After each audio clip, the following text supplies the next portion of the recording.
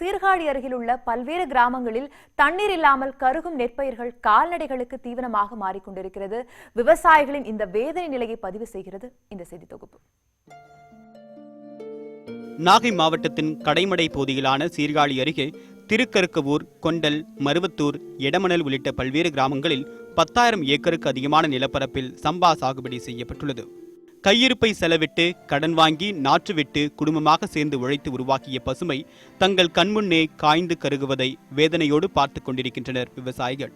காவிரி நீரும் இல்லாமல் பருவமழையும் பொய்த்து போன நிலையில் நிலத்தடி நீர்மட்டமும் கீழே போய்விட்டது.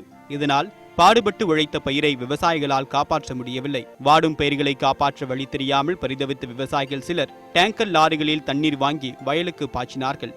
ஆனால் ஒரு லாரி தண்ணீரின் விலை 1,500 ரூபாய்க்கு விற்கப்படக்கூடிய நிலையில் இந்த முயற்சியை எல்லோராலும் செய்ய முடியவில்லை.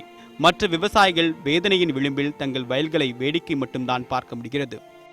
இதற்கு மேல் செய்வதற்கு ஏதுமில்லை என்ற நிலையில் சில விவசாயிகள் மனதை கல்லாக்கிக் கொண்டு தங்களின் நெல் வயல்களில் மாடுகளை மேயவிட தொடங்கிவிட்டனர். இப்போ நிலத்தடி நீரும் கீழே போயிடுச்சு.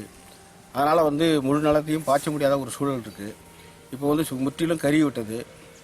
இப்போ மேற்கொண்டு மழை எதிர்பார்த்தோம். எப்படியாவது மழை பெஞ்சுன்னா அதை வச்சு குட்டை குளத்தோட தண்ணி வச்சு இறச்சி எப்படியாவது காவந்து பொருளான விவசாயிகளை முயற்சி பண்ணுற போது மழையும் பொய்த்து விட்டது.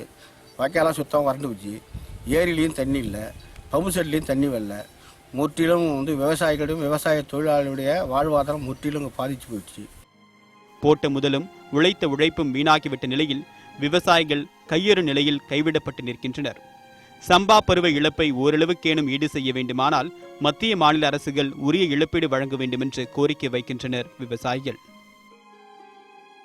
பல்வேறு பிரச்சனையை எதிர்நோக்கியுள்ள விவசாயிகளின் கோரிக்கையை நிறைவேற்ற அரசு முன்வருமா? நியூஸ் 18 தமிழ்நாடு செய்திகளுக்காக சீர்காழியிலிருந்து என் பிரசன்ன வெங்கடேசன்.